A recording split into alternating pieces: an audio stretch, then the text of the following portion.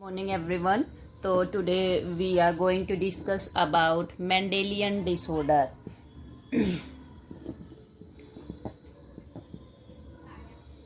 We are going to discuss about Mendelian disorder. There are due to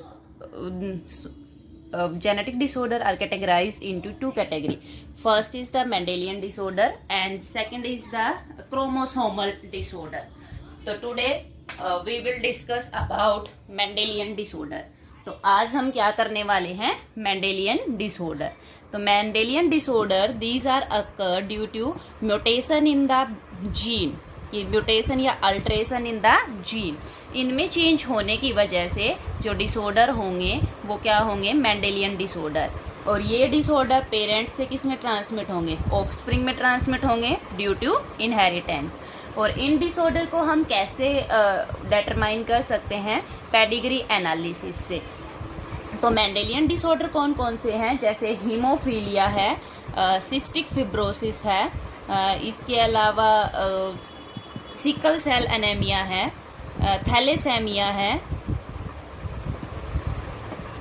तो ये सभी क्या है मेंडेलियन डिसऑर्डर. ठीक है, फिनाइल कीटोन्यूरिया है, कलर ब्लाइंडनेस है.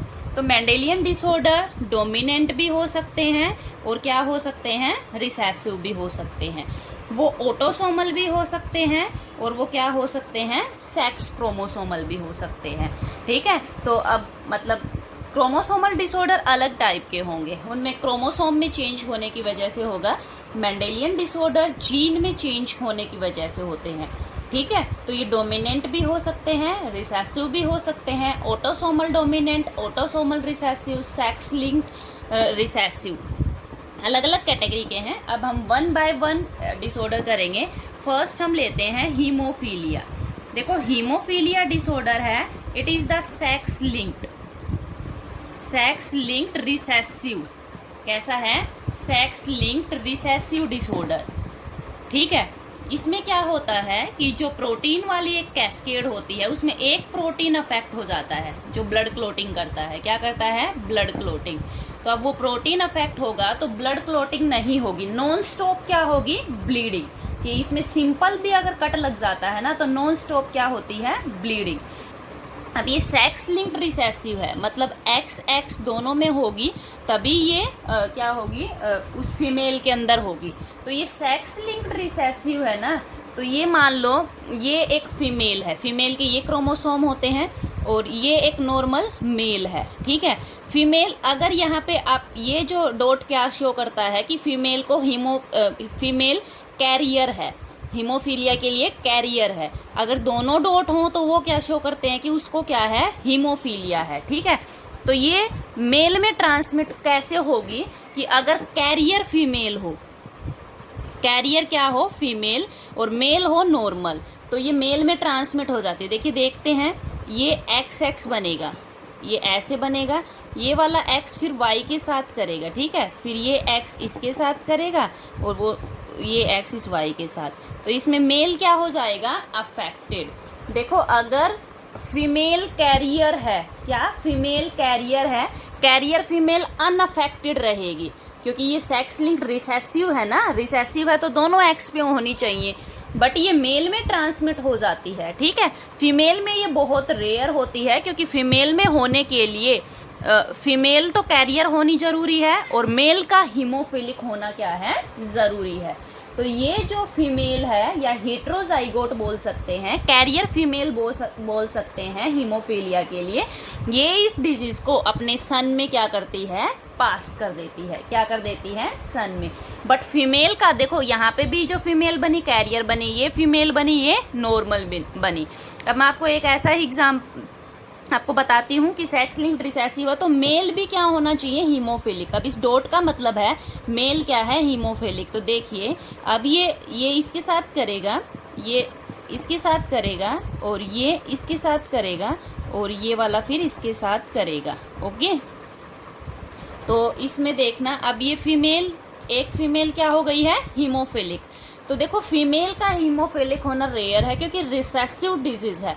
रिसेसिव है तो मेल तो हीमोफिलिक होना ही होना चाहिए और फीमेल एटलीस्ट क्या होनी चाहिए कैरियर होनी चाहिए. ठीक है। तो हीमोफीलिया की पेडिग्री क्वीन विक्टोरिया से हम क्वीन विक्टोरिया की फैमिली से रिप्रेजेंट कर सकते हैं, क्योंकि वो काफ़ी साल तक क्वीन विक्टोरिया ने इस डिजीज़ को क्या किया, उसके डिसेंडेंट ने स्प्रेड किया, क्योंकि वो खुद एक हीमोफीलिक कैरियर थी। ठीक है, तो आपको याद रखना है किस टाइप की डिजीज़ है, सेक्स लिंक्ड रिसेसिव है। नेक्स्ट जो डिजीज़ हम करने वाले हैं इसका नाम है सिकल सेल एनीमिया। आपको डिजीज के टाइप याद रखनी है भाई। Sickle cell anemia autosomal recessive है, ऑटोसोमल रिसेसिव है।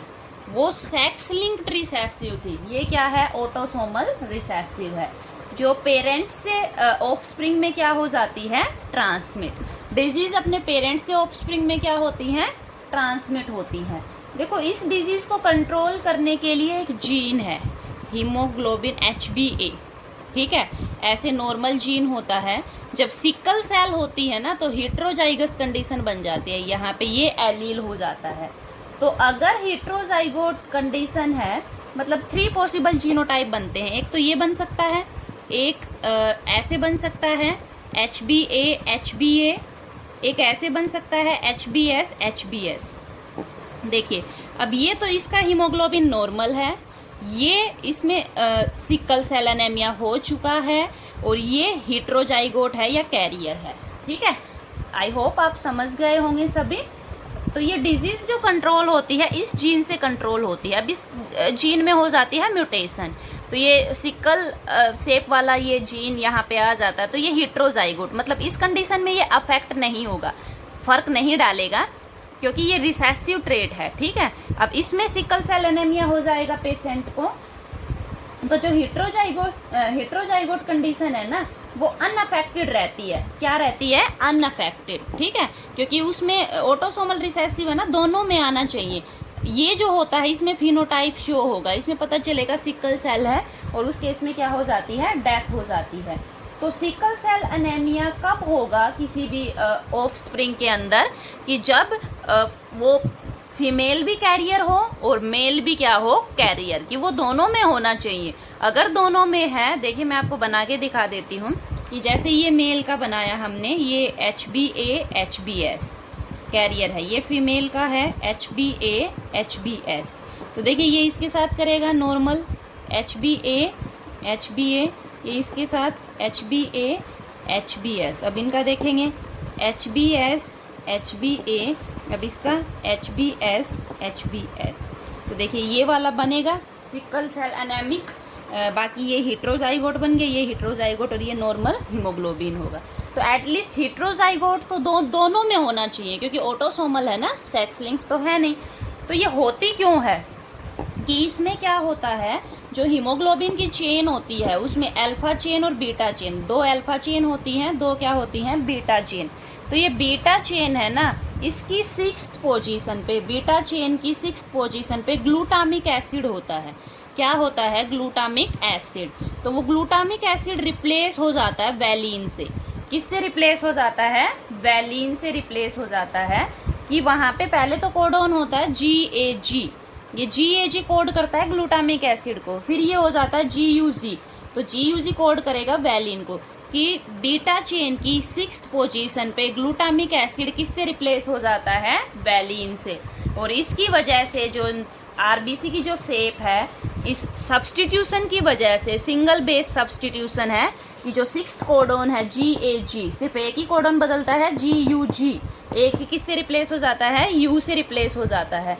तो ये म्यूटेंट हीमोग्लोबिन बन जाता है, और ये जो म्यूटेंट हीमोग्लोबिन होगा ना, जो हीमोग्लोबिन, ये लो ऑक्सीजन टेंशन कोज करता है, जिसकी वजह से RBC की शेप वैसे तो बाइकॉनकेव हो जाती हैं, पर अब क्या हो जाती हैं, सिकल शेप हो जाती हैं, सिकल शेप एनीमिया हो जाता है।